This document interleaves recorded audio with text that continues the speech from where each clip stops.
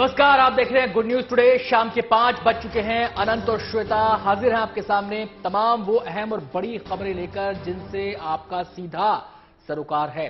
अगर आप खबर नहीं देख पाए हैं, अखबार नहीं पढ़ पाए हैं, न्यूज चैनल नहीं देख पाए हैं या फिर किसी खबर का अपडेट आप नहीं ले पाए हैं तो तमाम जानकारियां आपको इस बुलेटिन में मिल जाएंगी। क्यों श्वेता? बिल्कुल अनंत, जैसा कि अनंत ने कहा तो वैसे ही चलिए शुरुआत करते हैं हम खबरों की। सबसे पहली खबर आपको बता देते हैं जो कि एरो शो से जुड़ी हुई है। भारत की सबसे बड़ी एरोस्पेस और रक्षा प्रदर्शनी एरो इंडिया 2023 के 4वें संस्करण का आज उद्घाटन हो गया है। आपको बता दें, इस प्रदर्शनी का उद्घाटन प्रधानमंत्री मोदी ने बेंगलुरु में किया। एरो शो में भारत के कई लड़ाकू विमानों ने हैरत अंगेज करतब दिखाए। वहीं एरो इंडिया के शो में लाइट कॉम्बैट हेलीकॉप्टर प्रचंड ने अपना करतब दिखाया। एरो इंडिया प्रदर्शनी 5 दिनों तक चलेगी। इसके उद्घाटन के मौके पर पीएम मोदी ने कहा कि एरो इंडिया भारत की नई ताकत और क्षमताओं को प्रदर्शित करता है। उन्होंने कहा, एरो इंडिया आज सिर्फ एक शो नहीं है बल्कि भारत के आत्मविश्वास का प्रतिबिंब है। आपको बताएं कि भारत लगातार रक्षा क्षेत्र में आत्मनिर्भरता की तरफ मजबूती से कदम बढ़ा रहा है। आज सैन्य साजो सामान से लेकर फाइटर जेट तक सब कुछ भारत में बन रहा है। उसका जिक्र भी प्रधानमंत्री नरेंद्र मोदी ने आज अपने इस संबोधन के दौरान किया। उन्होंने बताया कि किस तरीके से बीते कुछ सालों में भारत का रक्षा निर्यात 6 गुना बढ़ चुका है। $1.5 बिलियन तक अब ये जाकर पहुंच गया है। और उनका कहना यह है कि आज पूरी दुनिया में 75 ऐसे देश हैं जहां पर भारत अपने रक्षा उत्पादों का निर्यात कर रहा है और आने वाले दिनों में ये दायरा और बढ़ेगा, ऐसी उम्मीद उन्होंने जाहिर की। Light utility helicopter, please give a warm. Bengaluru का आसमान आज नए भारत के सामर्थ्य का साक्षी बन रहा है। बेंगलुरु का आसमान आज इस बात की गवाही दे रहा है कि नई ऊंचाई नए भारत की सच्चाई है। आज देश नई ऊंचाइयों को छू भी रहा है और उन्हें पार भी कर रहा है। एरो इंडिया का यह आयोजन भारत के बढ़ते हुए सामर्थ्य का उदाहरण है। इसमें दुनिया के करीब 100 देशों की मौजूदगी होना दिखाता है कि भारत पर पूरे विश्व का विश्वास कितना बढ़ गया है। एरो इंडिया एक और वजह से बहुत खास है। ये कर्नाटका जैसे भारत के टेक्नोलॉजी और टेक्नोलॉजी की दुनिया में जिसकी महारत है, एडवांस है, ऐसे राज्य कर्नाटका में हो रहा है। इससे एरोस्पेस और डिफेंस में नए अवसर पैदा होंगे। एरो इंडिया केवल एक शो नहीं है, ये इंडिया की स्ट्रेंथ भी है। आज ये इंडियन डिफेंस इंडस्ट्री के स्कोप को भी फोकस करता और सेल्फ कॉन्फिडेंस को भी फोकस करता है। रुख करते हैं अगली खबर का। वर्ल्ड रेडियो डे पर मशहूर सैंड आर्टिस्ट सुदर्शन पटनायक ने शानदार कलाकृति बनाई। ओडिशा के पुरी में समुद्र तट पर इस बार उन्होंने प्रधानमंत्री नरेंद्र मोदी के रेडियो पर प्रसारित होने वाले खास कार्यक्रम मन की बात को उकेरा है। रेडियो दिवस की शुभकामनाएं भी उन्होंने सभी को दी हैं। आपको बता दें, पटनायक ने गांव से शहर मन की बात मोस्ट पॉपुलर प्रोग्राम बताया है। पीएम मोदी के इस कार्यक्रम को गांव से लेकर शहर तक लोग सुनते हैं और उससे सामने आए सकारात्मक संदेशों को लेकर ही उन्होंने अपनी इस कलाकृति में गांव से शहर तक का जिक्र किया है। हालांकि रेडियो की अगर बात करें तो ये बात सही है कि चाहे गांव हो या शहर, आज भी इसकी लोकप्रियता उतनी ही है जैसे पहले हुआ करती थी। दूरसंचार के जमाने में जिस वक्त टेलीविजन नहीं हुआ करता था, उस समय भी रेडियो सबसे पॉपुलर हुआ करता था, लेकिन आज भी उसकी पॉपुलैरिटी कम नहीं हुई है। और बदलते वक्त के साथ रेडियो के जो आयाम हैं, उसका जो विस्तार है वो भी हुआ है। श्वेता, एक जमाने में जो है केवल रेडियो हुआ करता था, आज अलग अलग सिटीज में आज हम देखते हैं एफएम स्टेशंस हैं, बहुत सारे कम्युनिटी रेडियोज हैं। तो बहुत सारे तौर तरीकों से रेडियो ने भी अपने आप को ढाला है बदलते वक्त के साथ। और इसलिए और यही वजह है कि आज भी रेडियो की उपयोगिता और उसका वजूद कायम है तमाम संचार के अत्याधुनिक माध्यमों के बावजूद।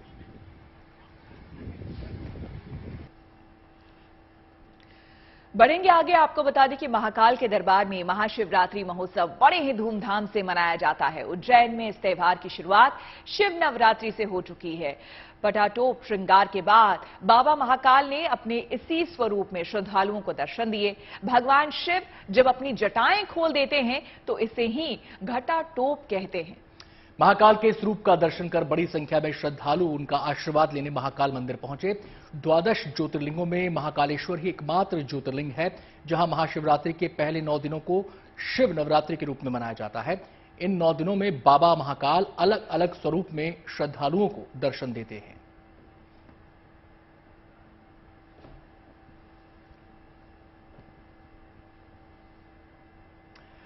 और अब रुख करते हैं शिरडी के साईं बाबा का। कहते हैं साईं के दरबार से कोई खाली हाथ नहीं जाता, उनके दर पर शीश नवाने वालों की मुराद जरूर पूरी होती है। कुछ ऐसे ही यकीन के साथ साईं बाबा की पावन नगरी शिरडी में बड़ी तादाद में श्रद्धालुओं ने शिरडी परिक्रमा की। शिरडी की यह परिक्रमा कुल 14 किलोमीटर की है। ढोल नगाड़ों की ताल पर नाचते झूमते हुए पूरे उत्साह के साथ तकरीबन 25 से 30 हजार श्रद्धालुओं ने शिरडी परिक्रमा में शिरकत की। आपको बता दें कि श्रद्धालुओं की मान्यता है कि शिरडी परिक्रमा करने से जीवन में दुख दर्द मिट जाते हैं। बताते हैं कि 100 साल पहले जब महामारी आई थी तब साईं बाबा ने द्वारका माई में अपने हाथों से गेहूं पीसकर आटा निकाला था और शिरडी के लोगों को शिरडी की सीमा पर डालने को कहा था। मान्यता है कि इसी वजह से शिरडी में महामारी नहीं फैली थी। तो लोगों की ये आस्था है साईं बाबा के प्रति, जिसकी वजह से देखिए वहां पर किस तरह से पूरे उत्साह से इस परिक्रमा को निकाला गया है। तमाम साईं बाबा के भक्त जो है 20 से 30 किलोमीटर की जो ये पूरी परिक्रमा है उसमें 20 से 30 हजार लोग जो है आपको बता दें कि उसमें शामिल हुए हैं और 14 किलोमीटर की ये पूरी परिक्रमा है जिसमें धूमधाम से ये पालकी निकाली गई है।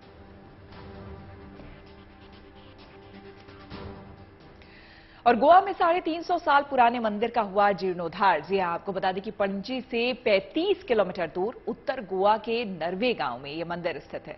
इस श्री सप्तकोटेश्वर मंदिर में पूरे विधि विधान और मंत्रोच्चार के बीच पूजा अर्चना हुई।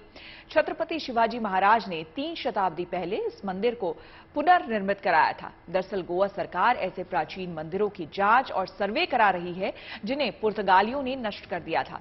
श्री सप्तकोटेश्वर मंदिर उन्हीं में से एक है जिसका जीर्णोद्धार किया गया है।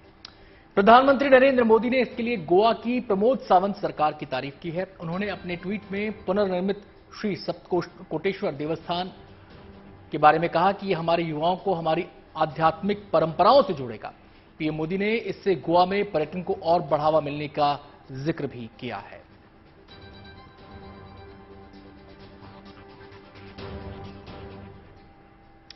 महाराष्ट्र के वाशिम जिले में विकास कार्यों का भूमि पूजन करने पहुंचे राज्य के मुख्यमंत्री एकनाथ शिंदे और उप मुख्यमंत्री देवेंद्र फडणवीस ने आस्था के स्थल में नगाड़ा बजाया। बंजारा समाज की काशी के नाम से जाने वाले पोहरा देवी में सीएम शिंदे और डिप्टी सीएम फडणवीस दोनों पूरी श्रद्धा के साथ नगाड़ा बजाते नजर आए। आपको बता दें कि बंजारा समाज का पारंपरिक वाद्य यंत्र है नगाड़ा, जिसे किसी भी शुभ कार्य पर बजाया जाता है। सीएम और डिप्टी सीएम ने इस समाज की परंपरा को निभाते हुए पूरे सम्मान के साथ नगाड़ा बजाया। महाराष्ट्र के वाशिम की तस्वीरें आपको हम दिखा रहे हैं जहां पर पोहरा देवी में भूमि पूजन कार्यक्रम था, जिस दौरान वहां पर लोग पहुंचे और सीएम और डिप्टी सीएम भी वहां के लोगों की परंपरा को आगे बढ़ाते हुए उसे निभाते हुए नगाड़ा बजाकर शुभ कार्य की शुरुआत की।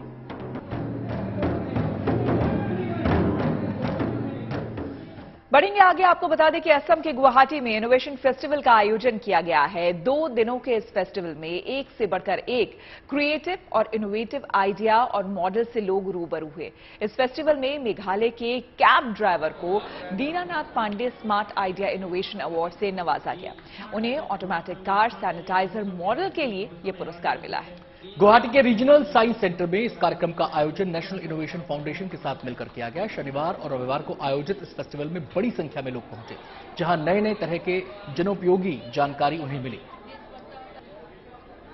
आपको बताएं कि इस इनोवेशन फेस्टिवल का मकसद छात्रों को साइंस के जो नियम कायदे हैं, जो उसके फॉर्मूलेज हैं, उनके करीब लाना है। साइंस की महत्ता समझाना और कैसे विज्ञान हमारे जीवन को प्रभावित करता है उसके अलग अलग क्षेत्रों में उसकी उपयोगिता है, ये तमाम बातों से छात्रों को रूबरू कराने के मकसद से इस इनोवेशन फेस्टिवल का आयोजन किया गया, जिसमें छात्रों को नई नई तकनीक के बारे में भी जानकारी लेने का मौका मिला।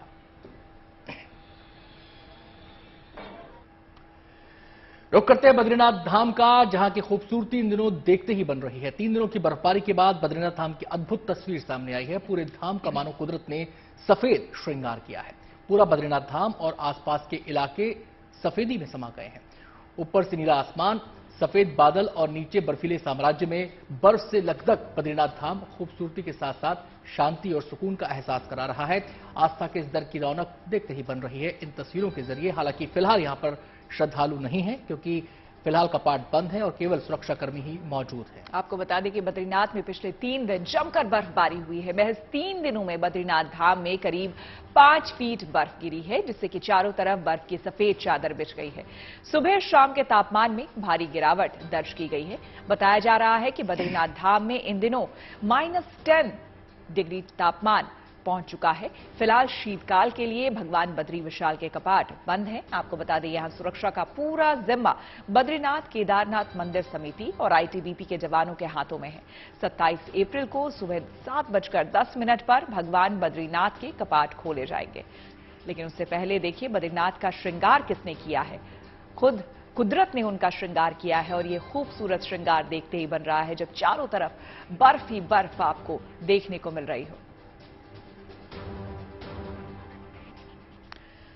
पहाड़ी इलाकों में हो रही बर्फबारी का असर आपको बता दें मैदानी इलाकों में भी दिखने लगा है। सोमवार की सुबह का स्वागत एक तरफ चटकदार धूप ने किया तो सर्द हवा के झोंकों ने ठिठुरन पैदा कर दी है। दिल्ली एनसीआर समेत उत्तर भारत के न्यूनतम तापमान में कमी आई है।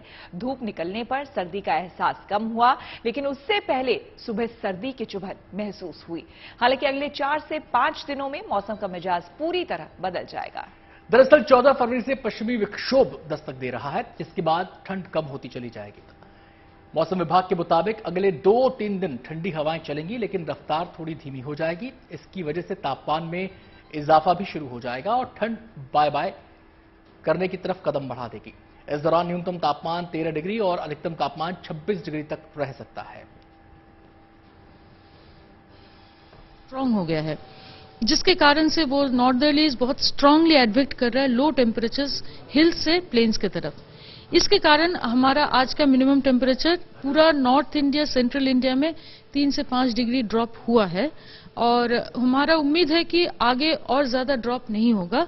इनफैक्ट अभी से ही थोड़ा सा राइजिंग ट्रेंड शुरू हो जाए, क्योंकि ये स्ट्रांग विंड्स पूरा नॉर्दर्न प्लेन्स में नहीं रहेगा। हवाएं लगातार बेहद तेज गति से चल रही हैं और ये हवाएं ही हैं जो लगातार दिल्ली एनसीआर में ठंड बढ़ा रही हैं।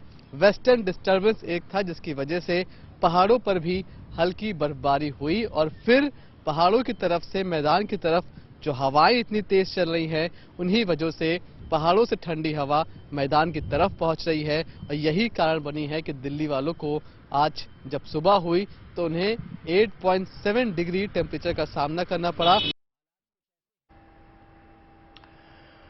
और मुंबई की सड़कों पर रविवार को रंग बिरंगी चमचमाती कारों की रौनक नजर आई। वजह थी vintage car rally. Vintage and classic car club of India ने 40वां सालाना विंटेज कार फिएस्टा आयोजित किया। विंटेज कार फिएस्टा के दौरान विंटेज कारों की 50 किलोमीटर की रैली निकाली गई। इस आयोजन में क्लासिक और एंटीक वाहनों के 50 से ज्यादा मालिकों ने हिस्सा लिया। आपको बता दें कि मुंबई के वर्ल्ड ट्रेड सेंटर से बांद्रा कुर्ला कॉम्प्लेक्स तक निकाली गई कार रैली अगुवाई 1903 हम्बर कार ने की है। यह हम्बर कार रैली में सभी कारों में सबसे पुरानी बताई जा रही है। खास बात यह है कि नई दिल्ली, हैदराबाद, पुणे, अहमदाबाद और चेन्नई समेत जहां भी विंटेज कार फिएस्टा का आयोजन किया जाता है, 1903 हम्बर कार ही अगुवाई करती है। विंटेज कारों के शौकीन भी काफी आपको मिलेंगे। खास करके इस रैली में अगर आप देखेंगे, आपको अनंत आपने भी देखी होगी, एक स्क्रैच आपको कहीं पे नजर नहीं आएगा। इतने शौकीन होते हैं वो, अपने कार की देखभाल इस तरह से करते हैं। काफी पुरानी गाड़ियां, लेकिन आपको लगेगा कि अभी अभी शोरूम से निकलकर बाहर आई है।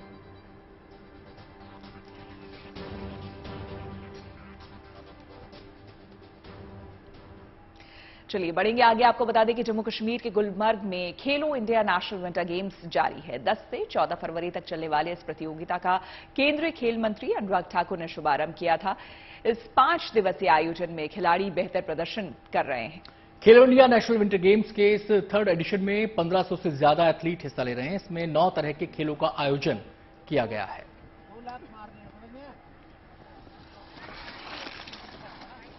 5 किलोमीटर की दूरी तय करनी है, जूनियर कैटेगरी है ये। और तो चलिए इसी के साथ हमारे इस खास बुलेटिन में श्वेता और अनंत के साथ फिलहाल इतना ही।